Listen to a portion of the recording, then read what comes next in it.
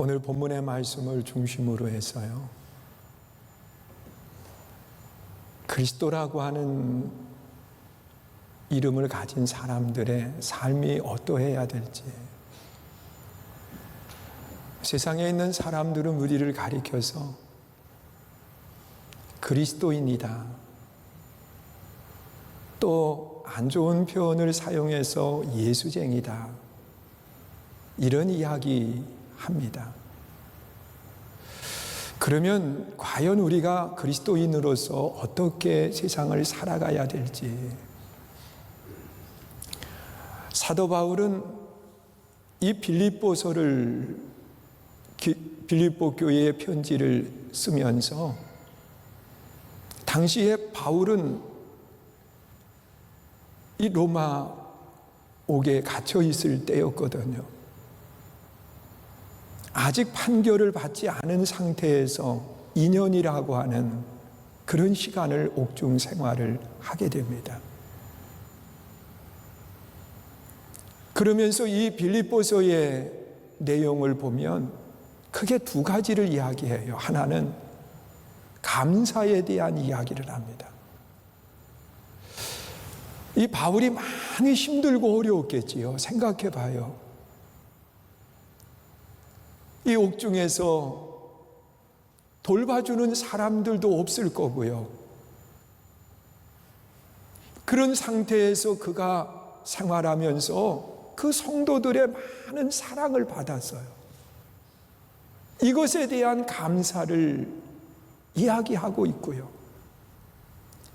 또한 이 빌립보 교회의 성도들의 삶에 있어서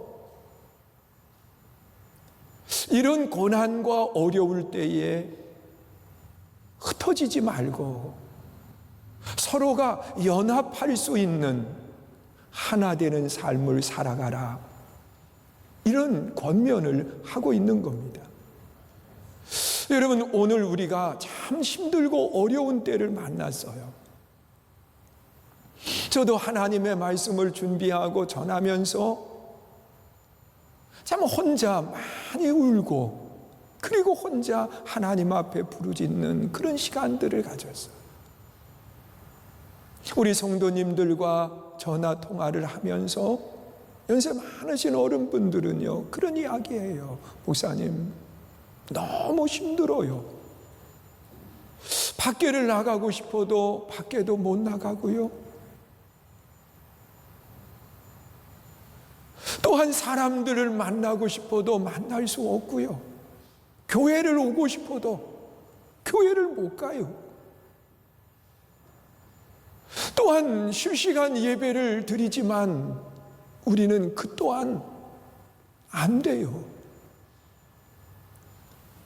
그 연세 많으신 어른분들 핸드폰은 노인폰이라고 그래서 그 인터넷을 마음껏 쓸 수도 없고, 그리고 그 지원들이 안 되는 그 핸드폰을 가지고 계시는 거예요. 그러니까 예배에도 함께 할 수 없고, 그러다 보니까 마음에 우울증이 찾아오고, 그리고 많이 힘들다는 거예요. 그 이야기를 듣는데 마음이 참 저도 힘들어서 어떻게 해야 될지. 여러분, 이러한 어렵고 힘든 때에 우리는 어떻게 살아가야 될까? 과연 그리스도인이라고 하는 말을 듣는 우리가 예수의 사람으로서 세상 속에 어떤 모습을 가지고 우리가 살아가야만 되느냐는 거예요. 여러분, 다니엘이라고 하는 사람이 바벨론 포로 생활을 하면서요,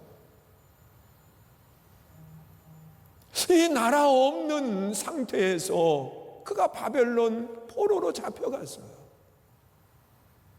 그런데 참 다행스러운 것은 그 가운데서 그래도 준수한 사람들을 뽑아서 이 바벨론에서 정책적으로 지도자로 사용을 하고 싶었던 거예요. 그래서 그 가운데 다니엘도 뽑히고 그의 친구들도 뽑혀서 이제 어떤 과정을 거치는 훈련을 받는데, 이 바벨론에서 원하는 것은 이스라엘 사람이지만 그들이 이 바벨론에서 일을 하려고 하면 바벨론화 돼야 된다는 거예요. 그래서 바벨론화 되게 하기 위해서 가장 먼저는 음식을 가지고 그들을 테스트하는 겁니다.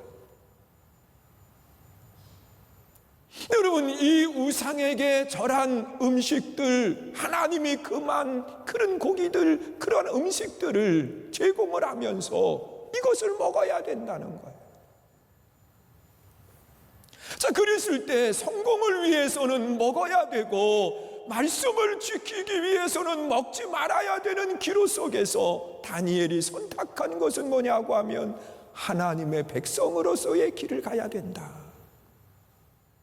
그리고 음식을 가려서 하나님이 그만 음식을 먹지 않는 그런 모습을 보여줍니다. 그런데 나중에 보니까 하나님이 그만 음식을 먹지 않는 다니엘의 얼굴이 더 광이 나고 더 좋아졌더라, 그렇게 말씀을 해요. 또한 이 바벨론에서 이스라엘 백성들에게 요구한 것이 뭐냐? 하나님을 섬기지 말고 그리고 바벨론에서 섬기고 있는 그 신을 섬기라는 겁니다. 여러분, 다니엘과 그 친구들은 풀무불 7배나 뜨거운 풀무불 속에 던져지면서도 그들은 하나님의 사람으로서의 아름다운 모습을 버리지 않았습니다. 또한 다니엘은 하루에 3번씩 시간을 정하고, 왜? 예루살렘 성전에 갈 수가 없으니까 예루살렘 성전을 향해서 하루에 3번씩 시간을 정하고 기도하는 거예요. 오늘 이 시간에도 하나님의 성전에 올라올 수 없어서 성전을 바라보면서 함께 예배하는 우리 사랑하는 많은 성도들이 계세요. 여러분, 하루에 3번씩 시간을 정하고 하나님 앞에 기도하는 것을 쉬지 않았는데 이 다니엘에게 위기가 닥친 거예요. 왕 이외에 어느 신을 섬겨도 기도를 해도 안 된다는 겁니다. 그러면서 시간을 정하고 이 시간 안에 그 일을 행하는 사람은 누구든 막론하고 사자굴 속에 던지는데, 이 다니엘은 그것을 알면서도 기도를 중단하지 않고 끊임없이 기도하는데 결국은 사자굴 속에 던져졌지만 그 가운데서도 하나님이 함께 하셔서 승리하는 놀라운 역사가 일어났어요. 여러분, 오늘을 살아가는 우리들이 과연 예수를 믿는 사람들로서 어떤 신앙의 삶을 살아가야 될까? 여러분, 이 사랑이라고 하는 끈이 얼마나 참 묘한지 몰라요. 여러분, 자녀가 아파서 누워있으면 자녀의 아픔은 50이라고 생각을 하면 그걸 보는 부모의 아픔은 100, 200 상상할 수 없는 아픔을 갖게 돼요. 왜 그럴까? 왜 그럴까? 사랑이라고 하는 끈이 거기에 연결이 되어 있기 때문에 그 자녀의 아픔, 사랑하는 그 자녀의 아픔이 내 아픔으로 오는데 자녀가 아파하는 그것보다도 더 크게, 더 힘들어하는 거예요. 여러분, 사랑하는 사람들이 힘들어할 때 우리는 함께 힘들어하고 고난을 겪게 되는 거예요. 사랑이라고 하는 것 때문에. 그런데 하나님의 그 사랑은 어떤 사랑을 이야기하느냐? 하나님의 사랑은 주는 사랑입니다. 믿으십니까? 여러분, 독생자 예수 그리스도를 우리에게 내어 주신 바 되었다고 말씀합니다. 의인을 위해서 내어 주신 것이 아니라 죄인을 위해서 내어 주셨다는 거예요. 여러분, 우리는 하나 되기 위해서 사랑의 마음을 가지고 예수님처럼 우리가 줄 수 있는 이런 믿음의 아름다운 삶이 될 수 있기를 축원합니다. 제가 죄송한 이야기 좀 할게요. 가족 얘기하면 안 된다고 그러는데, 그 강원도에 그 아이들이 있어요. 그런데 거기도 연세 많으신 어른분들이 계시기 때문에 영상으로 예배를 드려요. 그러면 교회를 못 온다는 거예요. 그리고 또한 이 아이들이 산속에 이렇게 교회가 있다 보니까 밖에도 나가는 게 어렵고, 이 꼬마 아이가 어린이집도 못 가고, 그렇다고 가게가 가까워서 뭔가 사 먹으면 좋잖아요. 그래서 그것도 안 되고, 그래가지고서는 제가 우리 둘째 아이를 불러가지고 저 아이한테 뭐 좀 먹을 것 좀 보냈으면 좋겠다. 그리고 거금 5만 원을 그 아이에게 줬어요. 그랬더니 저한테 문자가 왔어요. 아빠, 이거 보내면 되나요? 그러면서 보내왔는데, 그 앙꼬라고 그러나요? 이걸 보내겠다고 그래서 내가, 야, 목매여서 안 된다. 어떻게 과자나 뭐 이런 걸 해야지 어떻게 그런 걸 보내냐. 그랬더니 이제 알았다고 또 자꾸 그런다고 그러더니 결국은 본인이 못 찾고 그 엄마가 찾아가지고서는 보냈는데 망고를 보내준 거예요. 그랬더니 그걸 깎아가지고 살점 다 먹고 마지막 그 아이가 뼈다귀라고 그러지요, 씨앗. 그 뼈다귀를 긁고 있는 거예요. 아주 긁는데 바삭바삭 긁어요. 그러니까 그 엄마가 보고 있다가 영상 촬영을 하면서 저한테 보내주려고, 이거 누가 보내줬냐 그랬더니 그 아이가 대뜸 한다는 얘기가, 택배 아저씨가 보내줬어요. 그러는 거예요. 맞죠, 택배 아저씨가 보냈지요. 가지고 왔으니까. 그러니까 그 엄마가 옆에 있다. 아니야, 할아버지 고맙습니다, 인사하지 마. 근데 거기에 정신 팔려가지고서는 말을 안 하더라고요. 근데 그 모습을 이렇게 보면서 우리 성도님들 지금 다 힘들어요. 어려워요. 그런데 연세 많으신 어른분들은 홀로 갇혀서 생활을 하시는데 참 힘들어하세요. 이런 때 누군가가 조그만 딸기 한 팩이라도 사랑의 마음을 담아서 보내드릴 수 있다고 하면, 여러분, 그거 내가 직접 들고 가지 않아도 택배로 그게 되더라고요. 여러분, 우리가 이런 마음을 나누는 운동을 일으키기 시작을 하면 하나가 되는 아름다운 역사가 일어나지 않을까. 여러분, 제가 전화로 함께 나누다 보니까는요, 굉장한 것이 아니더라도 그냥 따뜻한 말 한마디라도 우리가 나눌 수 있다고 하면 거기에 놀라운 기적들이 일어나게 된다는 거예요.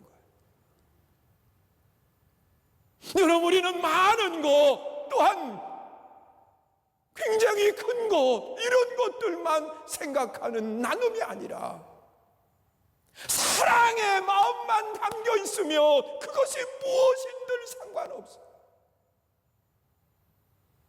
여러분, 우리가 어찌 사랑을 준다고 해서 예수님의, 하나님의 사랑만큼 우리가 할 수 있겠어요? 독생자 예수님을 내어주는 그 사랑만큼 어떻게 하겠어요? 여러분, 사랑은 주는 거더라고요. 또한 사랑은 기다려주는 거예요. 하나님의 사랑은 기다리는 사랑. 천년이 하루같이, 하루가 천년같이 기다려주시는 그 사랑을 하나님의 사랑이라고 말하고 있어요. 오늘 우리가 사랑으로 하나 되는 아름다운 역사가 있기를 주의 이름으로 축원합니다. 또한 하나됨이라고 하는 것은요, 질서가 정확하게 지켜질 때 하나가 되는 거예요. 여러분, 이 질서가 지켜지지 않으면 더 이상 하나 되지는 못합니다. 여러분, 가정에서도 하나가 되려고 하면 가정의 질서가 잘 지켜질 때 가정이 하나가 되는 거예요. 여러분, 교회가 하나 되는 것도 이 지켜져야 되는 질서가 하나가 지켜질 때 하나가 되는 겁니다. 여러분, 에덴 동산이 왜 행복했습니까? 에덴 동산이 왜 기쁨이 있습니까? 거기에는 지켜져야 되는 질서들이 정확히 지켜졌습니다. 여러분, 아담은 하나님 위에 서려고 하지 않았습니다. 하나님의 말씀하신 것을 받아서 이 자연 모든 것을 정복하고 다스리고 그리고 이름을 붙여갔던 것이 에덴 동산의 아름다운 모습입니다. 이 질서가 깨어지면 흩어지는 겁니다. 하와가 하나님처럼 되려고 하는 이 질서를 무너뜨렸을 때에 결국은 모든 것들이 다 무너지고 말았습니다. 여러분, 오늘 우리에게 닥친 이 어려움도 마찬가지지요. 질서가 정해져 있는 질서대로 그대로 있다고 하면 이런 어려움은 우리에게 오지 않았어요. 여러분, 코로나19 바이러스가 감히 사람들 안에 들어와서 사람들을 어떻게 정복해 갑니까? 질서가 지켜졌다고 하면. 여러분, 질서가 지켜지는 그곳에는요, 어린 아이가 독사굴에 손을 넣어도 어려움이 없는 거예요. 왜? 질서가 지켜져 있는 모습이니까 말이에요. 여러분, 우리가 신앙생활을 하면서 하나 되기 위해서 우리가 지켜져야 될 질서가 정확하게 지켜가는 아름다운 역사가 있기를 축원합니다. 또한 우리가 이 일을 위해서 기도해야 돼요. 코로나19 바이러스는요, 사람 몸에서 사람을 정복해서는 안 되는 거예요. 본래의 자리로 돌아가서 있어야 될 곳에 있을 때 모든 것들이 끝이 나는 거예요. 여러분, 하나됨이라고 하는 것은요, 예수 그리스도가 머리가 되실 때, 하나됨이라고 하는 것은 하나님의 사랑의 끈으로 연결될 때에, 하나됨이라고 하는 것은 질서가 지켜져 갈 때 하나됨의 역사가 일어나는 거예요. 여러분, 어떤 모습 속에서도 마찬가지인 거예요. 저는 우리 성도님들하고 대화를 나누면서 하나님의 성전에서 예배하는 성도들도 아픔이 있겠지만은요, 하나님의 성전에 올라오지 못하는 그분들에게 더 큰 아픔이 있는 것을 보았습니다. 목사님, 언제쯤 교회 가서 예배 드리세요? 그러면서 정말 하나님의 성전에 올라오지 못하는 그 아픈 마음을 가지고 있어요. 우리는 이러한 모습을 바라보면서 그들의 아픔을 생각하고 그들이 나보다 낫다, 그러면서 서로를 인정해주고 서로를 세워갈 때 다툼은 끝나는 거예요. 여러분, 하나가 돼서 정말 그리스도인으로서 함께 우리 갈 길을 가야 된다는 겁니다. 이것이 하나님이 우리에게 원하는 거예요. 또한 허영으로 공중에 구름에 떠 있는 것처럼 내가 최고인 것처럼 생각하면서 살면 안 되는 거예요. 항상 우리는 다른 사람을 인정하고 다른 사람을 존중할 때 그 안에 아름다운 역사들이 일어나고 하나됨의 은혜가 있는 겁니다. 여러분, 다른 사람을 힘들 때 한 번쯤 돌아보면서 그분의 아픔을 어루만져 줄 수 있는 그런 모습이 돼야 돼요. 여러분, 코로나 바이러스로 인해서 확진자가 되어서 아파하는 그런 사람들과 우리는 돌봄을 가질 수 있는 모습을 가져야 돼요. 제가 어제 서구청 페이스북에 접속을 했어요. 이 청라 안에 코로나19 확진자가 생겼거든요. 근데 그분이 엘리베이터 23층에 사시는데 엘리베이터를 타려고 했는데 누군가 거기에 탔을까 봐 23층에서부터 걸어서 갔다는 거예요. 그 이야기를 거기에 듣고 난 뒤에 많은 분들이 그분을 격려하고 그분에게 희망의 말들을 올려놓았더라고요. 저는 그 모습을 보면서 이게 성숙한 사람들의 모습이다. 여러분, 우리는 그 확진자가 생긴다 할지라도 우리는 그분을 보호해 줄 줄 아는 보호자가 돼야 돼요. 여러분, 그건 누구든지 다 이루어질 수 있는 거예요.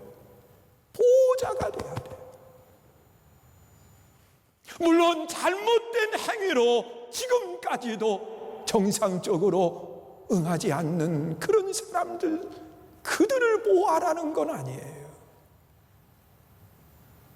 여러분, 우리가 신앙생활을 하면서 정말 우리가 서로가 서로에게 보호자가 되어서 사랑의 손길로 잡아주고, 그리고 함께 나아갈 때 우리는 어떤 고난도 능히 이기는 놀라운 역사가 일어납니다. 여러분, 우리 한번 생각해 보세요. 그리스도인이라고 하는 이름을 가진 우리들이 어떻게 살아가야 될까? 우리는 하나 돼야 돼요. 믿으십니까? 다툼이 아니라 상대를 높이면서 함께 가야 돼요. 또한 누군가를 돌아보면서 사랑의 손길을 내밀을 수 있어야 돼요. 거기 하나님의 역사, 거기 하나님의 능력이 나타남을 기억하시면서 우리 다 이 믿음으로 승리하는 놀라운 역사가 있기를 주의 이름으로 축원합니다.